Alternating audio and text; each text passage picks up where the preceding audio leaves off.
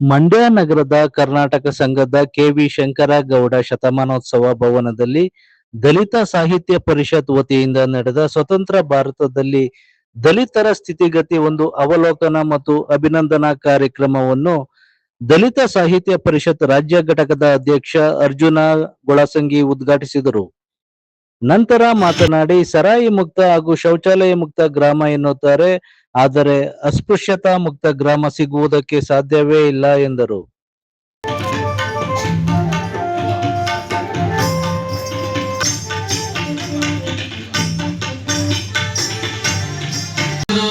ವ್ಯಸನ ಮುಕ್ತ ಗ್ರಾಮ ನಮ್ಮದು. ಈ ಶೌಚಾಲಯ ಅದಲ್ಲ ಅಂಥದ್ದೆಲ್ಲ ಆ ಮುಕ್ತ ಗ್ರಾಮ, ಆಮೇಲೆ ಈ ಸರಾಯಿ ಮುಕ್ತ ಗ್ರಾಮ, ಇಂಥವೆಲ್ಲ ಬಹಳ ಮುಕ್ತ ಗ್ರಾಮಗಳನ್ನ ಘೋಷಣೆ ಮಾಡಕ್ಕೆ ಬಹಳ ಸೂರ್ರಿ ಇವು. ಮತ್ತು ಅದಕ್ಕಾಗಿ ಪ್ರಶಸ್ತಿ ಕೂಡ ತಗೊಂಡು ಬಂದಾರೆ ಅನೇಕ ಜನ, ಸಚಿವರು, ಶಾಸಕರು, ಕರ್ನಾಟಕದ ಪ್ರಧಾನ ಕಾರ್ಯದರ್ಶಿಗಳು. ಮತ್ತೆ ಎಷ್ಟೋ ಸ್ವಾಮಿಗಳು ಹೋಗಿ ನಿನ್ನೆ ಮತ್ತೆ ನೋಡಿದೆ ನಮ್ಮ ಪೇಜಾವರ ಸ್ವಾಮೀಜಿ ಅವರು ಡೆಲ್ಲಿಯಾಗ ಯಾವತ್ತು ಒಂದು ಕೇರಿಗೆ ಹೋಗಿದ್ರು ಅಂತ ಹೇಳಿ. ಹಿಂಗೆಲ್ಲ ಬಹಳ ಕಡೆ ಕೆಲವು ಸ್ವಾಮಿಗಳು ಹೋಗಿ ಜನಪ್ರಿಯತೆಗಾಗಿ ಅಲ್ಲಿ ನಮ್ಮ ಕೇರ ಹೋಗಿ ಕುಂತು ಅವ್ರ ಜೊತೆ ಊಟ ಮಾಡಿ ಬಂದ ಸ್ವಾಮಿಗಳು ಕೆಲವರು ಅದ. ಅಸ್ಪೃಶ್ಯತೆ ಮುಕ್ತ ಹಳ್ಳಿಗಳನ್ನು ಮಾಡೋದಕ್ಕೆ ನಿಮಗೆ ಯಾರು ಸಾಧ್ಯ ಆದ್ರೆ ಮಾಡಿ ತೋರಿಸೋದಕ್ಕೆ ಹೇಳ್ತೀನಿ ಅಂತ. ಸಾಧ್ಯನೇ ಮುಖ್ಯ ಸಮಸ್ಯೆ ಬರೋದು ನಮ್ಮ ಕೇರಿ ಹುಡುಗ ನಿಮ್ಮ ಊರ ಓಣಿಯ ಹುಡುಗಿಯನ್ನ ಪ್ರೀತಿ ಮಾಡಿದಾಗ ಸಮಸ್ಯೆ ಬರುವುದು. ಇದನ್ನು ಯಾರು ಸರಿಯಾಗಿ ಮಾಡಿ ಮುಂದುವರಿತಾರ ಅಲ್ಲಿ ಸ್ವಲ್ಪ ಹಂತ ಹಂತ ಹಂತ ಬದಲಾವಣೆ ಸಾಧ್ಯ ಆಗ್ಬೋದು ಅನ್ನೋದನ್ನ ನಾವು ಗಮನಿಸಬೇಕು. ಇತ್ತೀಚೆಗೆ ನಜೀರ್ ಸಾಬ್ ಹಾಕಿದ ನಳವನ್ನೇ ಮುಟ್ಟಿಸಿಕೊಳ್ಳತಕ್ಕಂಥ ಜನ ನಮ್ಮ ದೇಶದವರು. ಇದೇನು ಅವ್ರ ನಳನ, ಏನೋ ಅವ್ರ ಅಪ್ಪನ ಮನೆ ನಳನ, ಸರ್ಕಾರದ ನಳವನ್ನೇ ಮುಟ್ಟಿಸಿಕೊಡದಿರ್ತಕ್ಕಂಥವ್ರು. ಕೋಟಿಗಟ್ಟಲೆ ಸರ್ಕಾರದ ಅನುದಾನ ತಗೊಂಡು ದೇವಸ್ಥಾನ ಕಟ್ಟದವರು, ದೇವಸ್ಥಾನ ಕಟ್ಟದವರಿಗೆ ಇಲ್ಲ, ಬೇರೆ ಇಲ್ಲ, ದೇವಸ್ಥಾನ ಇಲ್ಲ, ಮೇಲ್ಚಾರಕನಿಲ್ಲ, ದೇವಸ್ಥಾನ ದೇವರು ಬೇಕ ಬೇಡ ಆ ಮತ್ತು ಚರ್ಚೆ ಬೇರೆ. ಚಿಂತಕಿ ಸವಿತಾ ಪ ಮಲ್ಲೇಶ್ ಮಾತನಾಡಿ, ದಲಿತ ಸಮುದಾಯದಲ್ಲಿ ಹುಟ್ಟಿ ದಲಿತರ ಹೆಸರಿನಲ್ಲಿ ಅಧಿಕಾರ ಹಿಡಿದು ದಲಿತರ ಪರವಾಗಿ ನಿಲ್ಲದೇ ಇರುವುದು ಬೇಸರದ ಸಂಗತಿ. ಹಲವು ವರ್ಷಗಳಿಂದ ದಲಿತರು ಶೋಷಣೆಗೆ ಒಳಗಾಗಿದ್ದಾರೆ. ಮಲ ಹೊರುವ ಪದ್ಧತಿ ಪ್ರಪಂಚದ ಯಾವ ಭಾಗದಲ್ಲಿಯೂ ಇಲ್ಲ.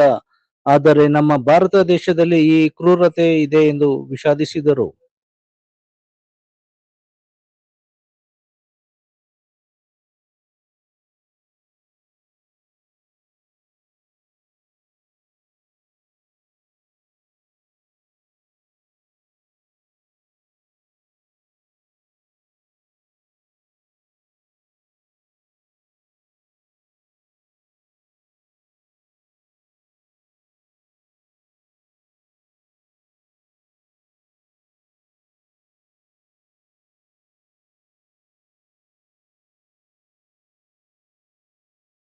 ಅವರ ಕೆಳಗಡೆ ಇರ್ತಕ್ಕಂಥದ್ದು ಅವರು ಕಣ್ಣು ಹಾಕಿರೋದು ಈ ಆರ್ಯನರು, ಅವರು ನಾನು ಹಾಗೆ ಕರೀತೇನೆ, ವೈದಿಕರು ಇರ್ಬೋದು, ಮತ್ತಾರು ಇರ್ಬೋದು, ಅವರು ಕಣ್ಣು ಹಾಕಿರೋದು ಈ ದೇಶದ ಮೇಲೆ.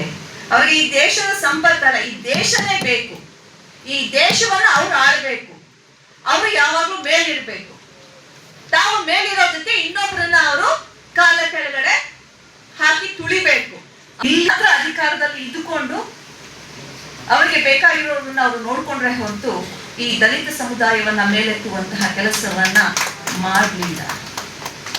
ಅದು ಬಿಡಿ, ಮೀಸಲಾತಿ ಬೇಡ ಅಂತ ಹೇಳ್ತಿದಾರಲ್ಲ, ಇವರಿಗೆ ನಾನು ಇವತ್ತು ಒಂದು ಸವಾಲನ್ನ ಹಾಕ್ತೀನಿ. ಎಷ್ಟೋ ಶತಮಾನಗಳು, ಸಾವಿರಾರು ವರ್ಷಗಳ ತನಕ ಈ ಇವರನ್ನ ಶೋಷಣೆ ಮಾಡ್ಕೊಂಡು ಬಂದ್ರಲ್ಲ, ಬೇಡ, ಎರಡು ತಲೆಮಾರು ನೀವು ಅವ್ರ ಕೈಯಲ್ಲಿ ಏನು ಮಲ ಹೊರಿಸಿದ್ರಲ್ಲ, ಮಲ ಬಾಚಿಸಿದ್ರಲ್ಲ, ಮಲ ತಿನ್ಸಿದ್ರಲ್ಲ, ಆ ಕೆಲಸವನ್ನ 2 ತಲೆಮಾರು ನೀವು ಮಾಡಿ ನಾವು ಮೀಸಲಾತಿ ಬೇಡ ಅಂತ ಹೇಳ್ತೇವೆ. 2 ತಲೆಮಾರಲ್ಲ, ಅವರ ಕೈ ಒಂದು ದಿನ ಅಲ್ಲ, ಅರ್ಧ ದಿನವೂ ಅವ್ರ ಕೈಲಿ ಈ ಕೆಲಸವನ್ನ ಮಾಡೋದಕ್ಕೆ ಸಾಧ್ಯ ಇಲ್ಲ. ಯಾಕೆ ಅಂತ ಹೇಳಿದ್ರೆ ಅದು ಅಷ್ಟೊಂದು ಅಮಾನವೀಯವಾದಂಥದ್ದು. ನಾನಿವತ್ತು ಹೇಳ್ತೇನೆ, ಪ್ರಪಂಚದಾದ್ಯಂತ, ಪ್ರಪಂಚದ ಯಾವುದೇ ಜಾಗಕ್ಕೆ ಹೋಗಿ ಮಲ ಹೊರಿಸುವಂತಹ, ಮಲ ಬಾಚಿಸುವಂತಹ, ಮಲವನ್ನ ತಿನ್ನಿಸುವಂತಹ ಕ್ರೂರತನ ಎಲ್ಲೂ ನಡೆದಿಲ್ಲ, ಎಲ್ಲೂ ಇಲ್ಲ.